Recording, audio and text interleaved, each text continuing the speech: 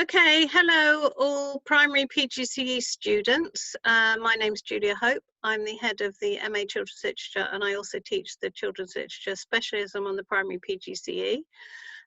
This week, as you know, we're having a Children's Literature conference, and we're very lucky to kick off with a keynote speech from Professor Michael Rosen, who I think needs no introduction, who's going to give you a talk about the power of literature.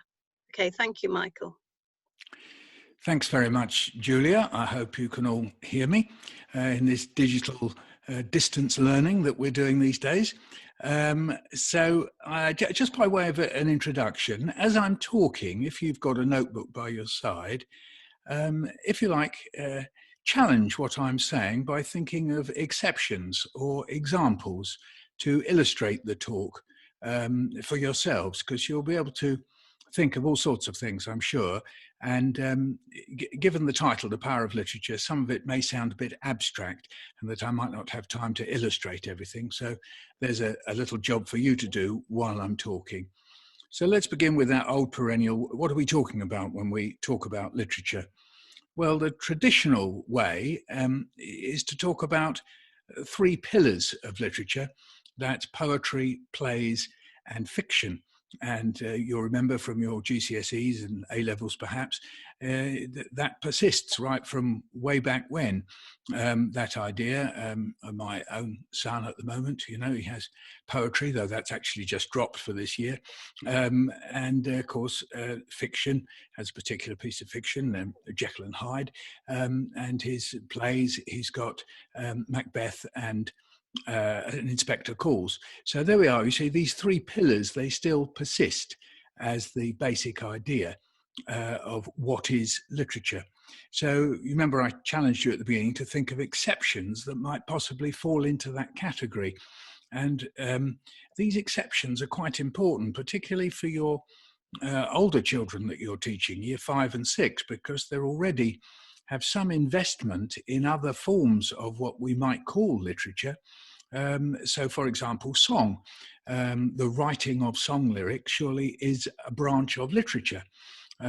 So that would be a way of challenging my three pillars, if you like.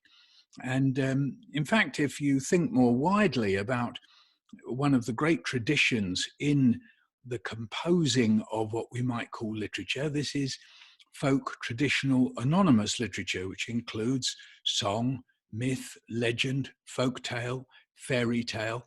So it's a vast literature, but quite often gets excluded from what we mean by literature.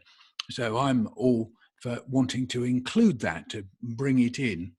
But also you may think, you know, that most of the children are watching TV and watching cinema. Well, somebody has to sit down and write scripts for that.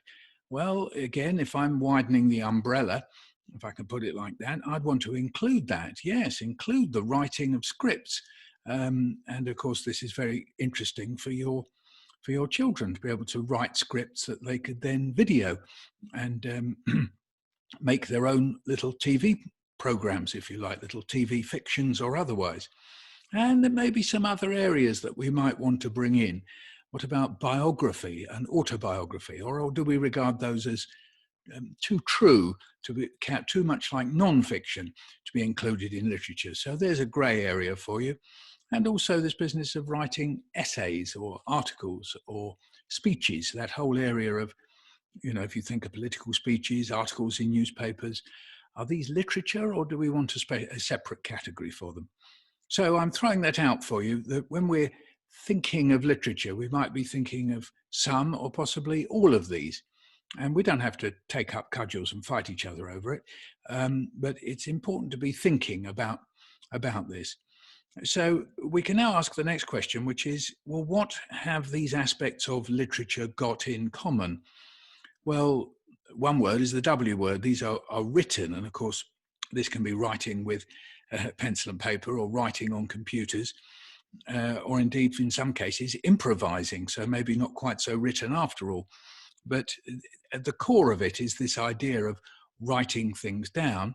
But if we restrict it to, let's say, poetry, plays, fiction, and that area of song and traditional literature, folk, myth, legend, and fairy tale, Well, what have they got there? Well, what have they got in common? Well, one of the key aspects of it all is that it's not verifiable. So that's a pretty abstract way of putting it, but not verifiable. What do we mean by that? That's science, isn't it? The whole point about science is it rests on the idea that whatever you say, you should be able to verify it because you measure it and you test it and then you compare it. And then you say, yes, it is true that if I put X with Y, we get Z. Remember from our chemistry lessons or whatever. And of course, think of the vaccine at this very moment. It had to be verified to find out if it works. So that's the point about science. So the issue then with literature is that it can't really be verified. That isn't what it's about. It isn't about those processes. Instead, at the heart of it, we might say is that there is something called figurative language.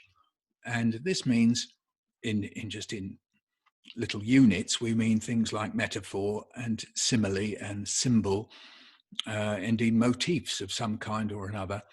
And these all represent things.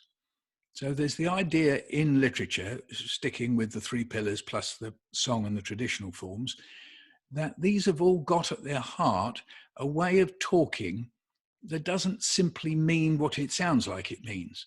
It's actually symbolizing or representing other things other than itself.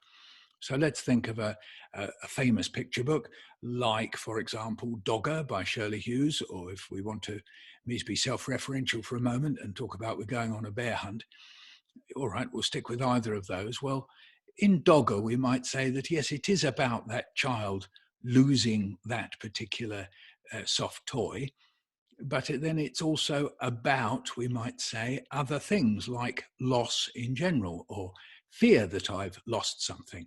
And again, if we're going to take bear hunt, we might say, well, it's not really hunting a bear.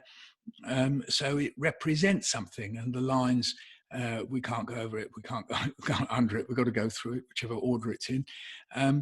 That's precisely what it's saying. It's saying that it's an obstacle in life that we're trying to overcome. So these things that we can point to in literature, if you've studied Macbeth, let's say, or King Lear, Hamlet, a lot of it, both at the level of language, but also in the scenes and the actions in the scenes and the outcomes, they represent other things. So there's a sort of representative thing, whereas flicking back to science, when we say that this vaccine works, it doesn't represent anything else, it is just the vaccine. So that might be something to focus on, the idea that everything in literature that we're looking at has got this dual quality, the thing that you're looking at, and then this wider stuff of what it represents, what it's symbolic of, if you like. And I will come back to that. Okay, so I've set up, if you like, what literature is and what might be a strong common element within it. Again, I invite you to think of other elements as well. So now let's get on to, well, what does literature do? Or to be more precise, what do we do when we read literature, or if we include film and TV, when we view it, when we see it, the moving image of fiction? So what does it do? And what do we do with it? So one of the first things that happens is that we are, in a way, we act as a companion. So more often than not, literature puts in front of us characters who might be beings, creatures, or of course human beings, or the animated landscape in some way or another. And one of the things that we do is we act as a companion to these characters. We might put ourselves in the shoes of that character, or we might, almost metaphorically, those characters might hold our hand. And so we go through the literature as it unfolds, being a companion. And this companion is quite specific because we aren't a real companion, we are an imaginary companion. We are the imaginary friend of the imagined characters in a book. That's the rather odd paradox that goes on. And this position as the kind of spectator companion actually means that we enact many acts of comparison. So we are the companion and we make comparisons. So we make comparisons with the self, with the person I am, make comparisons with other people. So it's the self and then the selves around me and the selves I know, like people in my family, friends, enemies, or whatever. And also I make comparisons with other texts, with other books. So this is a powerful motor at the heart of how we read. We're comparing what we read, if you like, with our own experience, and we're also comparing it with all the other stuff that we've read, all the other texts that we know. So this is crucial, these acts of comparison, because that's actually what we read with. We read with the identity and culture of the person you are, I am, and we read with the knowledge that we have of all those other texts. So rather than seeing a text as this thing that's full, and the reader, the child, or you, as a sort of empty vessel, and then this thing, the book, the story, the poem, the play, is poured into you, rather we should see it as this transaction, as some have described it, between the culture, the person, the individual, and the text. So there's a flow between the two. And this is very powerful. It enables us to discover things about ourselves. And my next point, to discover possibilities. So what these literary forms put in front of us are possible courses of action, if you like, possible ways of being. So if you think of the Gruffalo, then one way of being is to be scared of the Gruffalo. And we can compare what the mouse does, and we can compare with what I might do if I was faced with a Gruffalo, or indeed if I want to be, I could be the Gruffalo and think about who I could scare. And then the mouse, of course, overcomes the Gruffalo. This is a standard theme, particularly in folk literature, of the little person overcoming the bigger one. You only have to think of the end of Puss in Boots, the way Puss in Boots overcomes the ogre at the end of Puss in Boots. So what fiction often does, and all books, is present us with possibilities for action. And going back to the compare idea, offers us a chance to compare what I might do if I was in those shoes with that person. Or if some exciting new world or new possibilities are put in front of us. If you remember A Christmas Carol by Charles Dickens, Dickens portrays that character of Scrooge as someone who's in one place, gets to another place because he is in a way reformed. And so we see the possibility of reform, and we can ask ourselves, well, how has he reformed and why has he reformed? And we can ask those questions of ourselves. Am I a bit like the way Scrooge is at the beginning? And do I want to be more like the way Scrooge is at the end? So I start to see transforming aspects of myself. And if you take a book like A Christmas Carol, it was written also for the purpose of making a social comment, not just a personal comment about how somebody can be personally reformed, but should we be like Scrooge? So there's a common element that's raised there. So fiction has this social, some have called it utopian element, that enables us to think of possibilities of the way we might be, not just the way I might be. And we can also say about this form, this thing that's been invented, literature, is that it's very suggestive. In other words, going back to my comparison I was making with science, science can suggest things and then it sets about proving them and then making sure that they work and go on working. So I'm talking to you thanks to science because of all this digital stuff, because people thought about it, they wondered about it, and then they came up with something and verified it, and lo and behold, it's working. Fiction doesn't have to do that. It can just leave us with questions. It can just say, why did my mum not come that day? And leave it there. It doesn't have to answer that question. And a lot of fiction asks many more questions than it answers. So if we take one of the great big question bits of literature, Hamlet by Shakespeare, well, what does it solve? What does it answer? It poses a lot more questions than it answers. Why couldn't he, Hamlet, why couldn't he overcome the person he knows had murdered his father? Why does he squander the one love that it looks like he can be certain of, that of Ophelia? Why does he throw that away? And instead of there just being one answer to these questions, what's fascinating about literature is it gives us the possibility of 4, 5, 10, 20 answers. And they might all be equally valid, or we might be able to argue and say, well, this one's a bit more valid than that. But this is, again, one of the powerful things about literature, is that it offers us these possibilities and also makes suggestions which we ourselves can build on. That goes back to this idea of that it's an act of comparison. Yeah. And I've also touched on this. A further aspect is that literature quite often involves change. So it might be something that is just an observation of the change in landscape, leaves falling off trees, a clock, the arms and hands on a clock going round. Or it might be the change in a person, or it might be the change in action. So one way to think about literature is it's full of cogs that are turning. So there's a sense of movement going on inside literature all the time. And it's this that's pulling us through, because we want to know what happens next. We want to know what that person feels next. How will they react? How will the other person react? And so there is this sense of change going on. And there is a possibility that as we read and view that change, we change.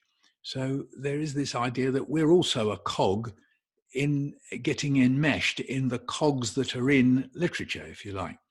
So that's powerful. And then if we put on another hat now and think of literature as a cultural thing, or a cultural process, or part of a discourse of culture, that's to say, if we say, what is culture? And we might say that is a way of having a single word to describe the way we do things, the way we say things. So language is part of culture, haircuts are part of culture, clothing is part of culture, sexuality is part of culture. So literature, if we put it in this context, is a way of expressing ourselves according to cultural groups, according to ethnicities, according to class, according to layers within society. We have to be a bit careful about that we don't reduce it to simply saying, oh, this piece of literature is simply or only the mouthpiece of that ethnicity or that elite group, let's say. It may have originated that way, but I don't think we should ever put up barriers and say it's restricted to that. So again, if I might draw attention to my own offspring, they've been excited and enamored of songs and music and culture that is not their own. So they do that crossover thing and enjoy literatures and songs and cultures that originate with other ethnicities other than their own other groups. So literature has that capability of showing us what is culture, expressing culture, all the different aspects, the language, the hairstyles, the sexuality, and the way they belong to groups, but also, of course, the way it can be intercultural. Now, this is very important. We know the word multicultural, but in a way that's slightly misleading, because multicultural suggests there are these chunks of culture that sit alongside each other, whereas in actual fact, the whole history of culture is that of sharing. This language I'm sharing with you, speaking, is a perfect example. I'm speaking to you in Germanic and Romance, in other words, the original, not totally original, but the people who migrated to Great Britain, they came from the areas of Germany, Saxony and that sort of thing, speaking a Germanic language. And then when the Normans arrived, they arrived with a Romance language, French, Norman French. And I'm speaking in a mixture of that, along with many other words taken from all over the world. As a result, partly of the way in which Britain occupied other parts of the world through the British Empire, but also through trade. And you can have wonderful fun looking at words and seeing how these are shared across cultures. So literature can express culture, but perhaps more accurately we say it expresses cultures, and that there are always hybrids and crossovers and sharings within it, even at the language level. And it's fantastic fun to explore these intercultural aspects of literature. Yeah. And it can also be a way for people to express their worth as cultural beings, that they have a sense of belonging, so that if we show a piece of literature to a class and somebody, if the word we use, identifies with that, saying, oh, that's to do with me because I am, and you can fill in the gap yourselves, I am this kind of a person, and I can see that person in the book. And so I feel I'm sharing that. But then it's quite exciting to see that it can be shared with everybody. So I work largely within the world of poetry. Poetry has been unbelievably enriched in this country, particularly by the influence of people of African Caribbean origin. You only have to think of people like Benjamin Zephaniah, John Agard, Grace Nichols, just as people of my generation, if you like, and they completely enriched and helped change poetry for children, partly through performance, partly through what they were writing about, how they perform. And so there would be an example of how poetry, one of the pillars, one of my 3 pillars that I mentioned, being changed and enriched and shared through, if you like, this awareness of culture and the way in which that's expressed. Also, from an educational point of view, literature is interesting and useful from, if you like, from a purely linguistic point of view. So we know that children are largely occupying an oral world, and part of our job as teacher educators is to take them through to the written world. And the great advantage of literature is that it offers us chunks of the written world, often in standard English, but not always, in dialogue and all sorts of other forms, and indeed in dialects, so in various forms of expression of language, and offers them in a portable form, a portable, memorable form. And this is another aspect of the power of literature, is that artists, writers, put in huge effort to make literature memorable. That's what we do. You know, obviously in poetry, you've got things like rhyme and rhythm and image and feeling and patterns of feeling that make things easy to remember. I wandered lonely as a cloud. So lonely and as a cloud become kind of memorable because it makes you wonder and think, is a cloud lonely? Really? Or is he lonely as a cloud? It's up on high. So we remember little phrases. Every one of you will remember a phrase or a moment from a book, from a play, a poem, or indeed from films and the rest. So it's memorable, and therefore it's giving children kind of blueprints. You know, when I learnt French at school and German, we were taught a lot through poems and songs. So when I learnt French, we were encouraged to learn chunks of the stuff so that we had blueprints for the language. Maître Corbeau sur un arbre perché. So there we are. Mr. Crow on a tree perched. That's to translate that literally. And that's in my head. So whenever I think of a crow or a fox or indeed perched on a tree, I've got that. I've got that in my head. And of course, that applies right the way across literature. It gives us these memorable things. And that's very important for the classroom. So coming to the classroom, we've mentioned sharing. And I want to just open with you finally this idea of interpretation. So I would argue that every reader is interpreting. The trouble is in education, we've put up this great big institution that you can't interpret until we show you how to interpret. And I resist a bit of that.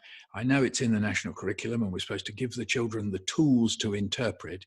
But I would say take one step back from that and say, remember that every child who becomes engrossed with a book of any kind, a poem, a story, or a play, or whatever, a song, they are already interpreting. Because if you go back through my list of being companions and making comparisons, engaging with the possibilities and the suggestions, the sense of change, the sense of culture, all that the child is doing through comparing themselves with what's in the story and comparing it with other texts that they know. And believe me, they do know other texts, even if they might not be if you like, the prestige texts. They'll know other texts of one sort or another. So they're doing that, which means that we can create in a classroom some questions that, if you like, unlock the culture, the response of the child. This is part of what's called reader response theory. So we can ask questions, and you can refer to the work of Aidan Chambers in particular for this, or I've, if you like, shrunk down some of Aidan Chambers' work into some key questions, which is there anything in this text, in this story, that makes you think of something that happened in your life? Yeah? Or it's in the life of somebody you know. Are you touched or affected, or do you feel emotional about that in any way? What are your feelings? So you see, we're trying to get to the idea that the child has the experience with which to unlock the story, the book, whatever, yes? And we can also get to that thing about comparing it with other texts, because we can just say, does it remind you of anything else that you've read or seen on the telly, or a song you know? Which bit of that story that we're reading by Michael Morpurgo or Benjamin Zephaniah or whoever, and we can say, does it remind you of another story? Because at this, you're unlocking one of the secrets, if you like, of literature, is that it's a very scavenging form. It's borrowing, begging and borrowing from all sorts of other things. Let's take Harry Potter. I'm guessing we can share that. So if you say Harry Potter goes away to this school, this sort of strange kind of posh boarding school, do we know any other boarding school stories? Well, they're not terribly popular these days, but I mean, the whole of the late 19th century and early 20th century, children's reading was full of these posh boarding school stories. Some of you may remember the Enid Blyton one, Mallory Towers. I think that's a boarding school, isn't it? And some of you may know some others. Way back when, in the 1930s, 40s and 50s, there was a character called Billy Bunter that a lot of people read.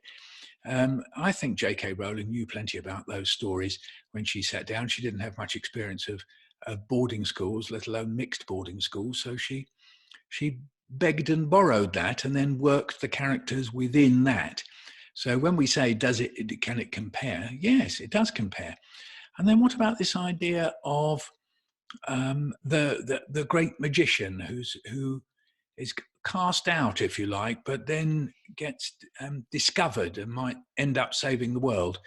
Well, there's lots of examples of that. And you can go through books and find these connections. The posh word for it is intertextuality.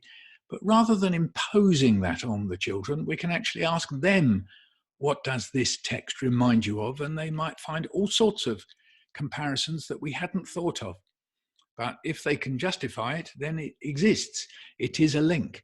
You know, again, it's not science, this. This is a very fluid world of borrowing ideas from different texts. You know, if you take Shakespeare, he hardly made up a story in his life. So you take that great bunch of stories, the plays that are so famous, and you only have to look at the beginning of one of the kind of books we looked at when we did GCSEs, and you discover that he begged, borrowed, and stole the stories from somewhere else, because that's what literature does. And indeed, the very idea of tragedy and comedy was something that he borrowed. But of course, he did invent things as well. So when he created plays that we call the problem plays, this was something he invented. So I'm just giving an example of Shakespeare, not necessarily because you're doing lots of it, but of somebody who is rated and yet is, if we use a pejorative word, is a plagiarist. He nicks stuff from other people. Don't we all? So you can invite children to look for that with that question. What does it remind you of other things? And also, and maybe I'll finish here, is that all this thing that we're talking about, literature, is a powerful springboard for children to write and to express themselves. So what we can do with literature is say something quite simple. We can see a story, part of a play or a poem, and say, hey, we could do this, couldn't we? Then you can get the children discussing how they could write like the thing that they've just read. And it might be just a chapter or the opening of a book or an exciting moment in a book, or it might be a whole poem or a scene from a play. And you say, as an invitation to the children, we could write like that, couldn't we? We could write a scene where, I'm thinking of the Michael Morpurgo story when the two boys are waiting to be chosen after they've been evacuated, and they're the last children to be chosen. And that idea that somehow or other you've been rejected, and the two boys have a conversation, and you could say, wow, we could write like that. Or going back a bit, think of Tracy Beaker, who writes a profile of herself in order to make herself more likable or to be wanted by somebody coming to the foster home. And you can say, what would happen if you wrote something about yourself where you fibbed a bit and exaggerated and made yourself kind of seem a bit more special than you are? And then what if you wrote something alongside it that was really ruthless with yourself? So you can take these things as models, as springboards, platforms, triggers, whatever word you want to use. And literature keeps providing us with loads and loads of examples that children can imitate. And the watchword here is, watchwords, imitate and invent. So you can take what's there, imitate it, and invent your own forms. So you could take, I don't know, Little Red Riding Hood, Humpty Dumpty. You can take anything and just simply, just start changing the characters, changing the settings, changing a bit of the plot line. Playing is crucial here. So you imitate it, but within it, you invent it. And many of the films that we watch, in case you think you're doing something vaguely naughty or irreverent, an example I often give, The Martian, the Matt Damon film. Well, if you think, well, was that an original idea? Well, if you've ever read Robinson Crusoe, you'll find some big similarities between the two. I think some Hollywood folks sat about and went, hey, what if we updated Robinson Crusoe and stuck Robinson on Mars? What would happen then? And then they wrote a film.